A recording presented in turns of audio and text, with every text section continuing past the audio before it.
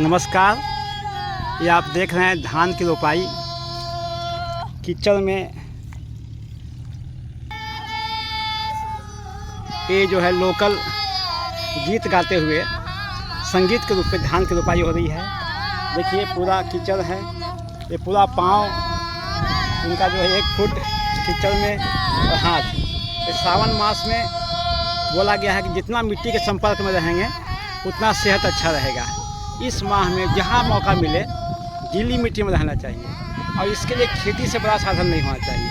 हम चाहते हैं कि आगे से जो लोग स्वस्थ रहना चाहते हैं सावन में किसान के घर चले जाएं, उनके यहाँ आप खेत में सेवा दीजिए, आपकी हर बीमारी का दूर होगा। सावन मास में दूध नहीं पीना चाहिए और मिट्टी और कीचड़ जो भी मिट्टी पानी के में जितना काम करना चाहिए।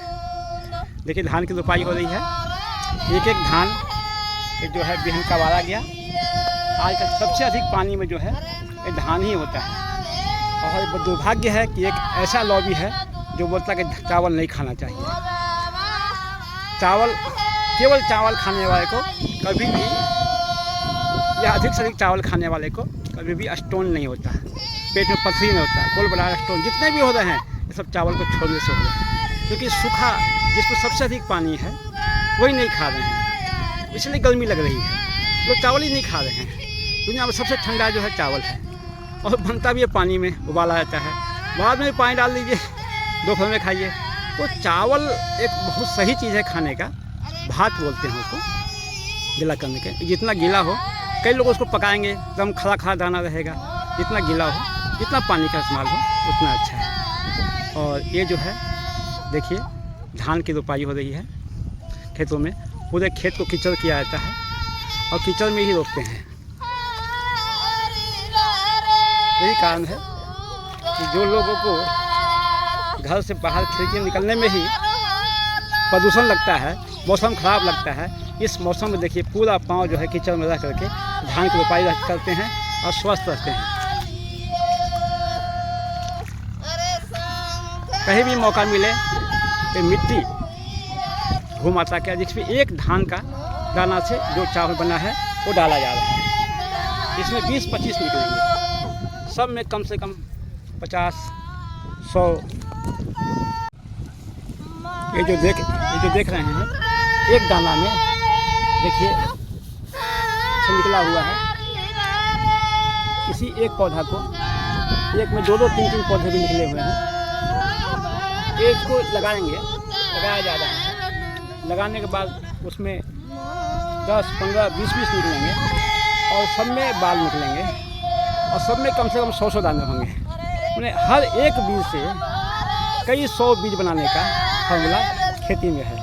दुर्भाग्य है कि जो थोड़ी गमलों में एकाध फूल लगाते हैं विदेशी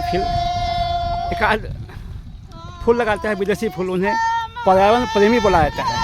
और जो खेत में काम करते हैं, कीचड़ में काम करते हैं, पूरे के पूरे एकड़ लगाते हैं, उन्हें मतलब अब क्या बोलूँ, सबसे बेकार समझाता है कि उसको कहीं कुछ काम नहीं मिला इसलिए खेती कर रहा है। ये भू माता है। अगर हम इसको अच्छा अनाज नहीं लगाएंगे तो कुछ भी फालतू घासों से अपने को भर लेगी।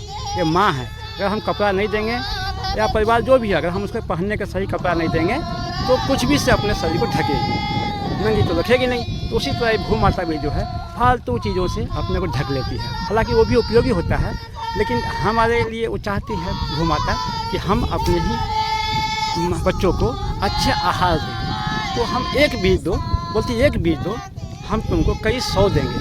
लेकिन दुर्भाग्य है कि हम एक बीज भी नहीं देते हैं। हम 10 रुपये के लिए घर में झगड़ा करते हैं, लेकिन करोड़ों का लाखों का ज़मीन होता है, हम वहाँ देखने नहीं आते हैं। हम घर में आए और माँ से नहीं मिले, माँ को कैसा लगेगा? इसलिए ये भू माता है। ये केवल मेरी माँ नहीं होती है, हमारे बाप की भी माँ होती है, बाप के बाप की में पूरे कितने पता नहीं कितने पूर्वजों की माँ होती है। और ये माँ जो है कभी भी हम चले जाएंगे कि ये छोड़ के नहीं जाएगी, हमारे अगले पीढ़ी को भी पोषण करेगी। ये बोलती है हम तब तक नहीं जाएंगे जब तक तुम हमें रजिस्ट्री नहीं करोगे।